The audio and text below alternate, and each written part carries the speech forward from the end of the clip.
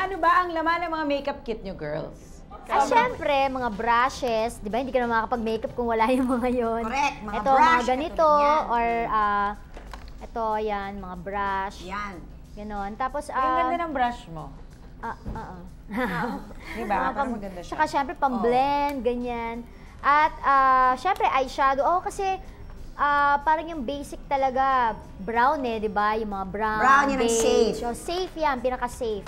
Tapos, syempre, dahil medyo singkit-singkitan ako, kailangan meron akong ano dito, parang line dito, na medyo brown-black lang. Hindi pwedeng black kasi ang tapang ng ano mukha ko, tapos kontrabida pa ako, tapos black pa, di ba? Masyado ng tapang. Masyado na. So, kailangan brown-brownan lang, gano'n. Tapos pati blush on, syempre di ko pa malagay ngayon, hirap nagsasalita, nag-ano, di ba?